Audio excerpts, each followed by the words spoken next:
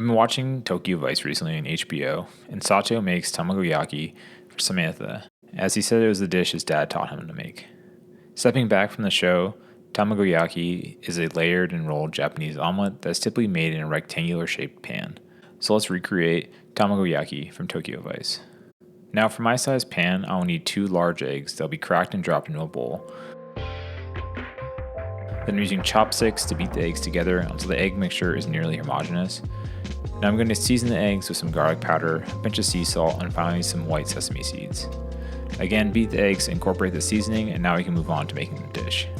The easiest way to make this is in a non-stick egg pan, as it will give the dish its signature shape. Then turn the heat to medium and add some salted butter to heat up the pan. Then use the chopsticks to move around and coat the pan with the butter for the frying, and then pour about 1/3 of the egg mixture into the pan. And now in this first example, the pan is way too cold for the egg. And as the egg touches the pan, it doesn't fry quick enough, which will lead to some issues in a moment. So the best way instead to test if the pan is hot enough is by dipping a chopstick into the egg and then touching the pan. If it fries pretty quickly and it's pretty much done, then it's ready for the egg mixture. Once you pour in the egg, you'll want to move it around the pan so the egg will spread out evenly.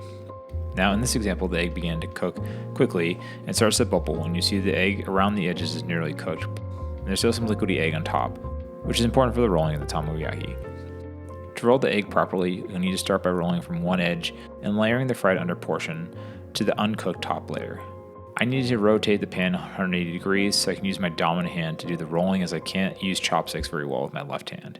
And then roll the egg in a continuous fashion until it reaches the other end of the pan. You want to push it back to where it starts, and then you're going to backfill in with more egg.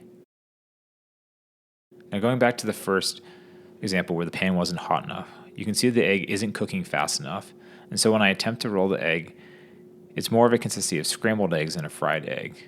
And that, as you need the fried egg to give it the rigidity of the roll. You can see as I roll it, it will eventually start to catch because the pan starts to warm up the longer it stays on there, but it isn't as smooth as the other example.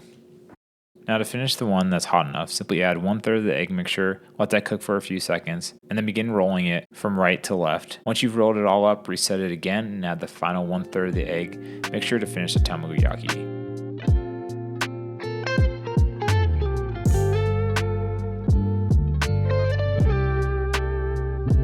I like to finish it by centering it in the middle of the pan so I can cook the outer layer and give it a nice browning. And once one side is done, I flip it over to make the other side nice and brown. Now in Sato's tamagoyaki, he added green onions. So after the first roll, you can add in any filling you like. So I'm going to add some in right now. Then again, allowing it to cook and fry underneath so it can properly roll, and it will layer the green onions inside the middle of the tamagoyaki. Finally, I'll finish this one off by adding the last layer of egg and rolling it, and again allowing it to brown on either side in the center of the pan.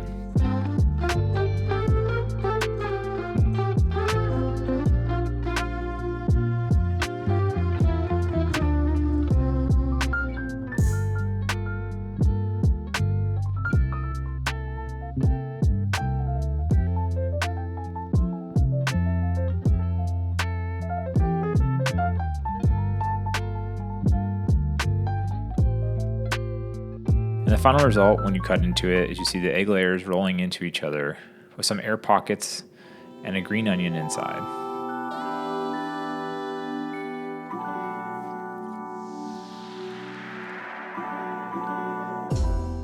And this is the inside of the other tamagoyaki, which was cooked on a hotter pan to start with better developed layers. Thank you for watching, and I hope this inspires you to make it yourself.